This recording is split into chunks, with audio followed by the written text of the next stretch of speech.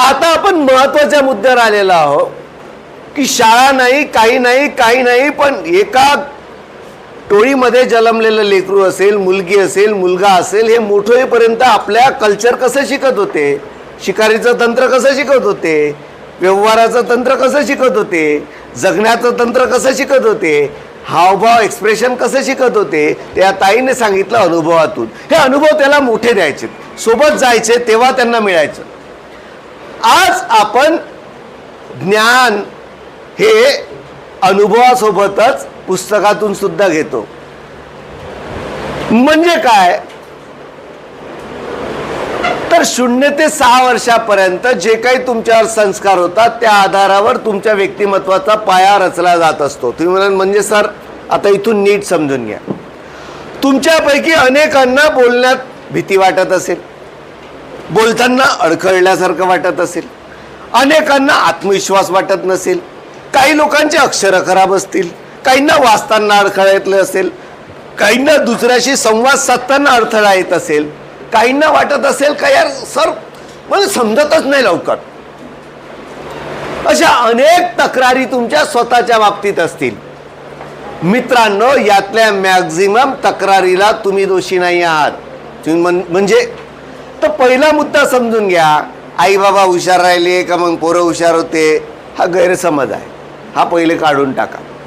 आपण मुळामध्ये महत्त्वाच्या गोष्टी काही समजून घेऊ. माझं बोलणं, चालणं, वागणं, विचार करणं, हसणं, रडणं, दुःख व्यक्त करणं, आनंद व्यक्त करणं, खाण्यापिण्याच्या आवडीनिवडी, या सगळ्या कशा फिक्स होतात, याला म्हणतात प्रोग्रॅमिंग. लहानपणापासून तुम्ही ज्या वातावरणात जगता, त्या वातावरणातून अनुभव घेता, त्याचे सगळ्या गोष्टी त्या मेंदूमध्ये पेरल्या जातात. आता म्हणून तुम्ही शिकतो कसं, तर आपण उदाहरण पाहू. बाळ जन्मल्याबरोबर हसणे, शी करणे, सू करणे यासारख्या काही गोष्टी नैसर्गिक जेनेटिकली आलेल्या असतात. मग तुमच्यापैकी काय नाही सर ते वडील राहिले का नाही, वडील जसे राहिले, बाबा आई बाबा राहिले तसेच पोरं घडते. मग सचिन तेंडुलकरचं पोरगं त्याचं नाव काय, अर्जुन तेंडुलकर.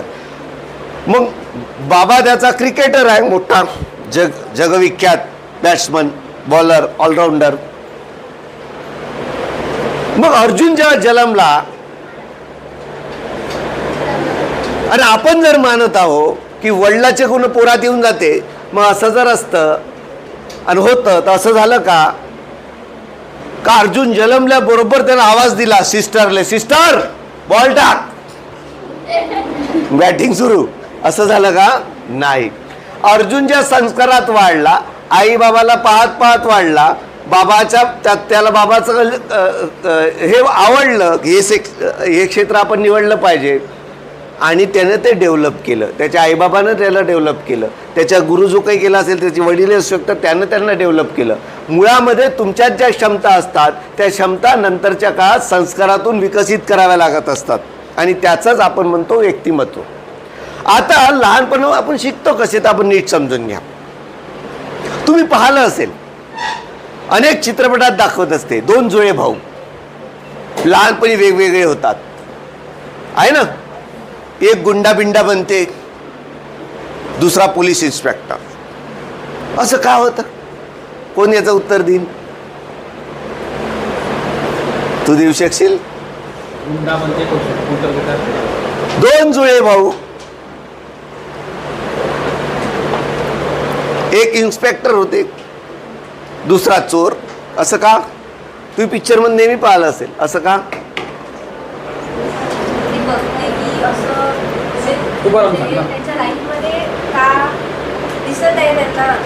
हा करेक्ट.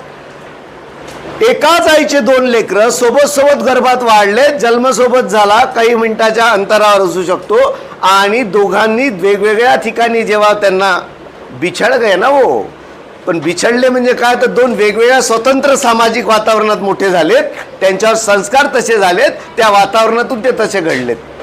मित्रांनो, एक मुरमात लावा, कशाचं बी, तर शेंगदाण्याचं बी, आणि एक छान काळ्या कसदार जमिनीत लावा, दोघांना एकाच दिवशी लावा, सारखंच पाणी द्या, यांची वाढ सारखी होईल का? नाही. मुरमाड मातीतला बी हे अंकुरेल जरूर, परंतु त्या मातीमध्ये ज्या काही जीवनसत्व असतील, जे काही पोषक तत्व असतील ते पुरेसे नाही आहेत मुरमातले. पण इथं कसदार जमीन आहे, हे महत्वाचं आहे. हे भरभर वाढेल आणि छान उत्पन्न देईल. आपलं तुमचं माझं वाढणं सुद्धा यावरच डिपेंड आहे. चांगले संस्कार, चांगले विचार, चांगले अनुभव ज्या ज्या घरामध्ये दिल्या जात असतात त्याचं ब्रेन प्रोग्रॅमिंग बढिया होत असते. जी शाळा असेल, शिक्षक असेल, मित्र असतील. आता त्याचं आपण उदाहरण पाहू. बघा, लहानपणी बाळ जन्मते, अनेकांना वाटते पोट्टे शिवा कशा शिकते. माझ्या परिचयात एक बाळ होतं, मुलगा. त्याचे काका जरा पांठेल्याने रोज नाही. आणि ते पांठेल्याने काका का करे, आला बाबू चेरी घे, गुलकंद घे, चेरी घे, गुलकंद घे, अजून चमनवर सोप चमन घे. पण हे सगळं द्यायच्या आधी तो काय म्हणायचा, काकाले बेमन, पप्पाला साल्या मन. आणि रोज तो पांठेलेला काका त्याला खाऊ देण्याच्या आधी त्याच्याकडून शिवा मारून घ्यायचा. ही शिवा दिली का खायला मिळतं, हे प्रोग्रॅमिंग त्या पोराच्या डोक्यात झालं. मग तो हळूहळू मनाच्या आधीच साल्या म्हणून टाके. हळूहळू घरी शिवा द्यायला लागला आणि घरचे मोठे लोक म्हणायचे असं कसं शिकते, मोठा हास्य त्याच्यावर. आणि त्याला नवल वाटायचं, त्याला त्या शब्दाचा अर्थ कळत नव्हता का साल्या म्हणजे काय आणि बे म्हणजे काय. पण हे बोलल्यावर हसतात लोक, त्याला प्रेरणा भेटायची, आणखी तो बोलायला लागला आणि त्याला शिवा देण्याची सवय लागली असं घरचे म्हणू लागले. मुळामध्ये त्याला जन्मजाती सवय होती का रे? मोठ्यानं सांगा. नाही. त्याला कुठून तरी सांगितल्या गेलं, शिकवल्या गेलं आणि प्रेरणा भेटल्या गेल्या, शिवाय शिकलेत. आणखी एक तुम्हाला सांगतो, लहान अनेक ठिकाणी लहान मुलं रांगत रांगत किचनमध्ये जाते. आई लाटत असते पोळ्या आणि मग तो म्हणतो दे दे. आई काय म्हणते, नाही देत द्या.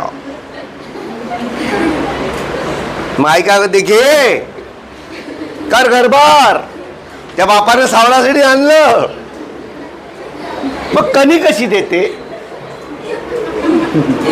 आणि काय करते, ते कणी तशी घासते. बरोबर आहे ना? आईचं अनुकरण करत असते बाळ. फरशीवर तो खरंच करते कणिक गर्भ, त्याच्यात काही वाद नाही. आता नीट लक्ष देऊन तर तुम्ही पाहिलं असेल या गोष्टीकडे आणि तुम्ही अनुभव घेतला की जेव्हा ते बाळ घासतं कणिक, आपल्या घराच्या स्टाईलवर असेल, फरशीवर असेल, हे रोज रोज तो करत नाही, 2-3 दिवस ते करतं आणि त्याच्या असं लक्षात ते थांबवतं. काहून थांबवतं? नंतर नाही मागत ते कणिक. हे काय होतं असं, ज्या वेळेला तो असा घासतो त्यावेळेला त्याच्या लक्षात येते की जेवढी जेवढी घासाल तेवढी तेवढी हे फैलते आडवी. बरोबर आहे? आणि तेवढं ज्ञान त्याच्या ब्रेनमध्ये प्रोग्रॅम होतं. याला म्हणतात स्वतःच्याच हातानं स्वतःचं प्रोग्रॅमिंग करणे किंवा ज्ञान मिळवणे. याला ज्ञानरचना सुद्धा म्हणतात शिक्षणात. स्वतःचा अनुभव स्वतःच तयार करणे, घेणे. ज्या वेळेला तो कणिक घासते आणि त्याच्या लक्षात येऊन जाते किती वेळा घासा, इकडं फैलते, जास्त लोड घ्यायचं कारण नाही आहे, संपला विषय. नंतर कणिक खेळत नाही. स्वतःच्या ज्ञानाची रचना तो स्वतः करत असतो. स्वतःचं प्रोग्रॅमिंग होतं त्याचं बढियापैकी की हे ज्ञान भेटतं त्याला, हा अनुभव आला त्याला. तुमच्या माझ्या आयुष्यामध्ये लहानपणापासून वेगवेगळ्या गोष्टीची भीती सुद्धा टाकल्या गेलेली आहे. तेही तसंही प्रोग्रॅमिंग होत. अंधारात जायचं नाही, भोंग्या आहे, पोत्यात टाकन घेऊन जाईन, बुवा आलाम ते बुवा है ना, बुवा आलाम ते, हा बुवाला घेऊन घे, बुवाला कपडे घाल, बुवाला झोपून जा. मी माझ्या आयुष्यात ही भीती माहिती आहे तुम्हाला कशी टाकल्या गेली आहे. एक बढिया उदाहरण तुम्हाला सांग. एक मुख्याध्यापक रिटायर झालेले, वारलेत ते नंतर. ते त्यांच्या नातींना भीती दाखवायचे. ए चल जेवून घे म्यावीन, आंघोळ कर म्यावीन, चल कपडे चेंज कर म्यावीन, झोपून जा म्यावीन. प्रत्येक गोष्टीत म्यावीन म्यावीन म्यावीन म्यावीन. मला इतकं वाईट वाटायचं की अरे लहान पोराले म्याव इतकी आवडते आणि हा माणूस त्या म्यावचीच भीती दाखवून राहिला. मी ते खिडकीतून ऐकायचं. एक दिवस काय झालं, मी टेरेसवर उभं होतो आणि माझ्या लक्षात आलं का तिची मुलगी आहे, जिला तिचे आजोबा म्यावीन म्यावीन भीती दाखवायची, तिच्या बाजूलाच म्याव बसून आहे. आणि मी वारंवार पाहून म्यावच आहे ना. पहिल्यांदा असं वाटलं काहीतरी खेळणं असेल, कारण रोज रोज भीती दाखवते तर पळून गेली असती नातीन. नंतर तिनं मुवमेंट केली म्यावनं, इकडं तिकडं म्याव असं गिसं केल्यावर अरे म्हटलं नाही, जिवंत आहे हे तर. मी सायंकाळी त्या सरांना भेटलो. मी म्हटलं तुम्ही दिवस रात्र तुमच्या नातींला म्यावीन जेव, म्यावीन झोप, म्यावीन दूध पे, म्यावीन आंघोळ कर, म्यावीन वरण भात खा, म्यावीन कपडे घाल, म्यावीन बाहेर चाल, इकडं चाल तिकडं चाल, म्यावीन म्यावीन करता, त्या म्यावची भीती दाखवता. पण सकाळी तर म्याव बाजूला बसून होती. म्हटलं तिथं भिलीच नाही. तर हो म्हणे. काय हो म्हटलं, ती भिली का नाही? कसं आहे म्हणे, मी म्यावीन म्यावीन म्हणतो म्हणे, पण हेच म्याव आहे आजपर्यंत नाही सांगितलं म्हणे. आपल्यालाही लहानपणापासून भूत येईन, लावडीन येईन, चकवा येईन, बुवा येईन, बाई येईन सांगितलं गेलं, पण ह्याच वय आजपर्यंत दाखवलं. या आजोबासारखा आपला कार्यक्रम झाला आहे. परंतु आजपर्यंतही पाहिली नाही, परंतु तुमच्या मनामध्ये ती प्रोग्राम केलेली भीती आहे. आजही अंधारातून गेले की घाबरता. आणि त्याच्यात पुन्हा सप्लिमेंटरी वाक्य आहे काही, अमावस्या पौर्णिमे आला, अमावस्या पौर्णिमेले भूत रिचार्ज मारून ऍक्टिव्ह होते. आणि ते जगातले सारे लोक सोडून फक्त भारताच्याच लोकांच्या मागे लागते.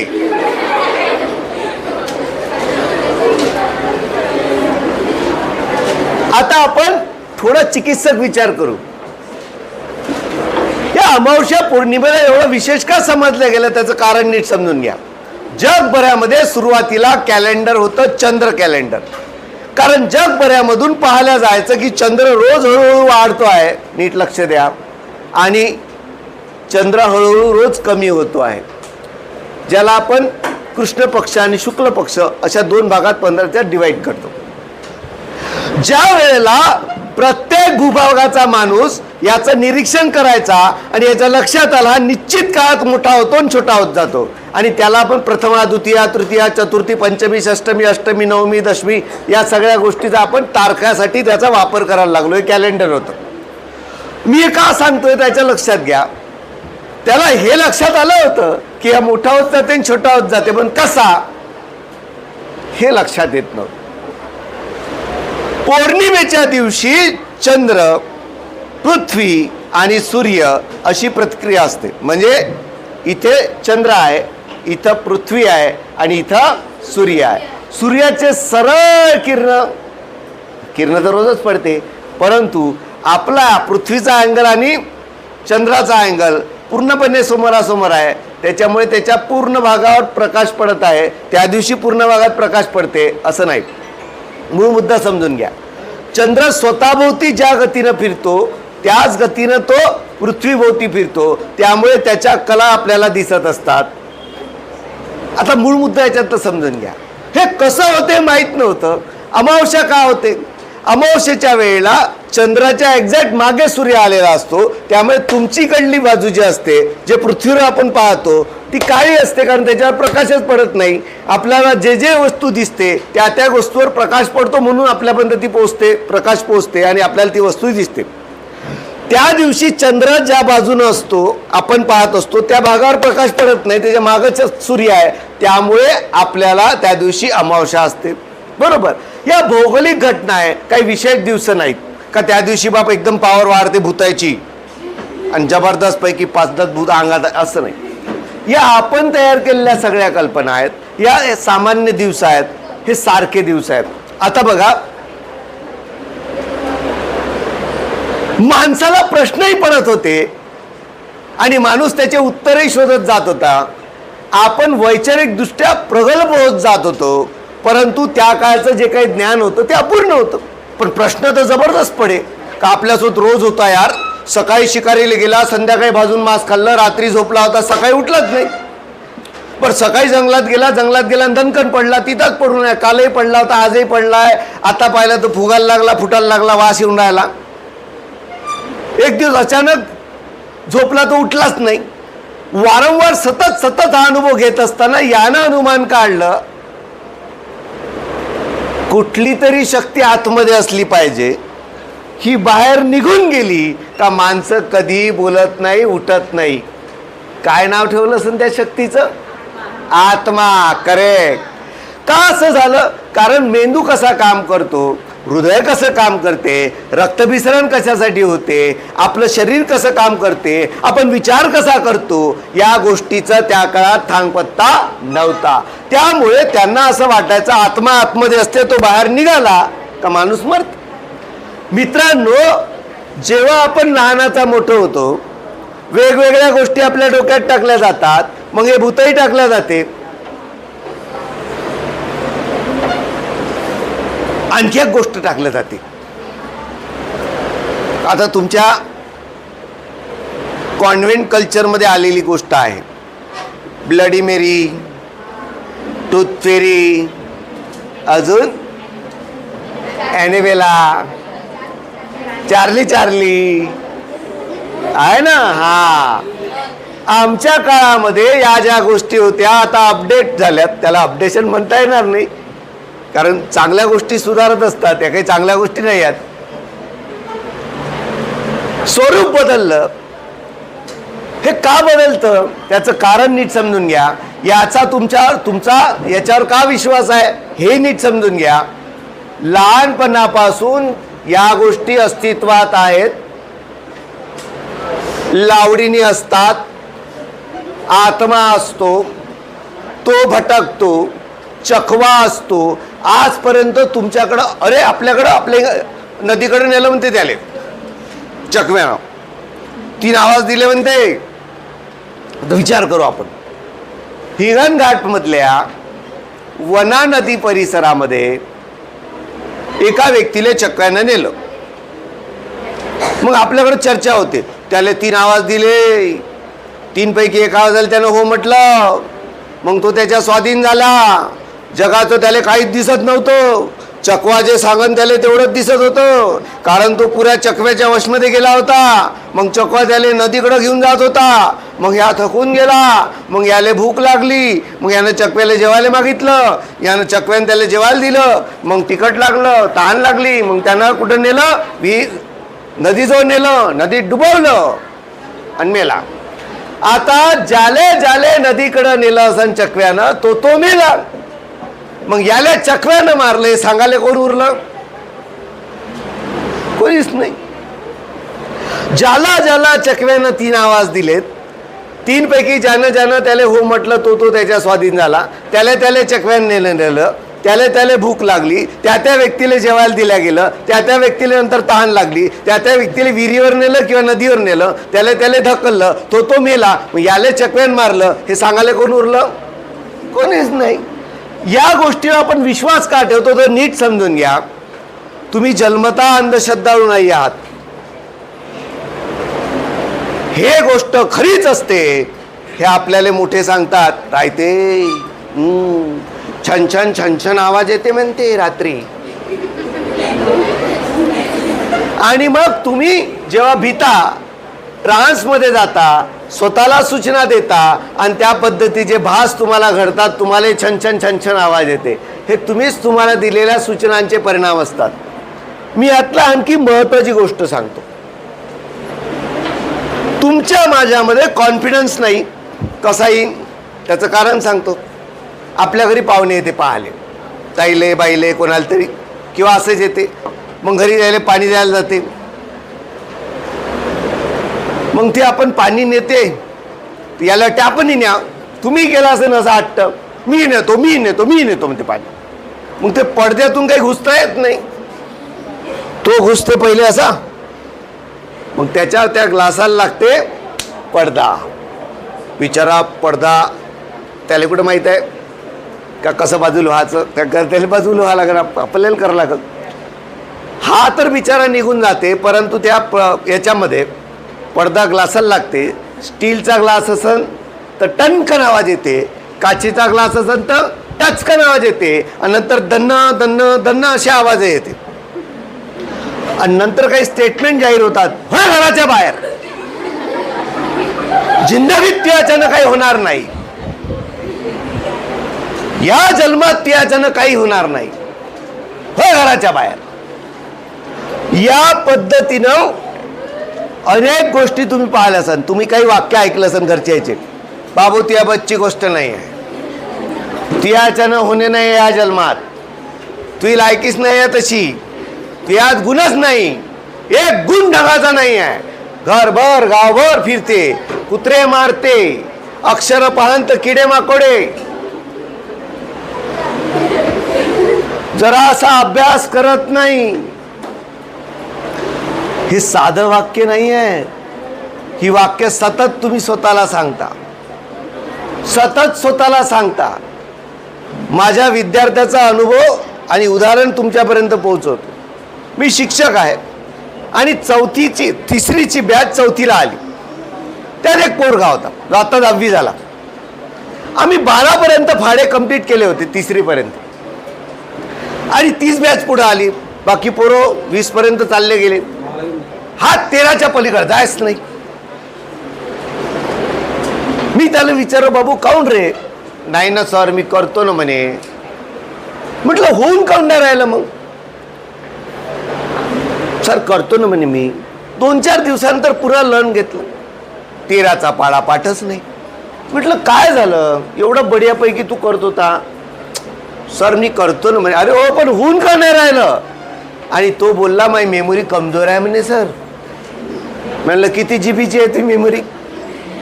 तो काही त्याला कळलं नाही. म्हटलं कोणं पाहिलं हे, कोणं सांगितलं तुला? म्हणजे बाबा म्हणते. बाबाला फोन लावला, बाबाला म्हणले याची मेमरी वाढवून का नाही टाकत, 200 GB टाकून द्या. त्यालाही कळलं नाही मी का बोलून राहिलो. म्हणजे काहून जर का झालं नाही? म्हटलं ह्या म्हणते मेमरी कमजोर आहे, शाळेत या म्हटलं. ते शाळेत आले. मी त्यांना विचारलं का असं का बोलतो? माई मेमरी कमजोर आहे. कसं आहे म्हणे, मोठा हुशार आहे म्हणे, ह्या डोक्यानं कमजोर आहे म्हणे. सतत मोठ्याची तुलना लायण्याची घरात केली जात होती आणि मोठ्याला यातून प्रोत्साहन मिळत जात होतं. छोट्याला सांगितलं जात होतं तुझी मेमरी कमी आहे, म्हणजे त्याच्या आयुष्यात ज्या काही चुका तो घडत होता ह्या सगळा दोष तो स्वतःच्या मेमोरीला देत होता आणि स्वतःला प्रोग्रॅमिंग करत होता. आपल्याला येऊ शकत नाही, आपल्याला बोलता येत नाही, आपल्याला आठवणीत राहत नाही, आपले अक्षरं खराब आहे, आपल्याला समजत नाही, आपल्याला बोलताना कॉन्फिडन्स नाही. त्याचं कारण काय? आपली मेमोरी कमजोर आहे. तुमच्या माझ्या आयुष्यामध्ये तुम्हाला अनेक अशा समस्या आहेत. मला माहित आहे पोरं अस्वस्थ झाले आहेत, कारण तुमच्यामध्ये पण त्या गोष्टी आहेत का? हो सर आम्हाला हे प्रॉब्लेम आहेत. तर टेन्शन घेऊ नका, त्याचा उपाय आपल्याजवळ आहे.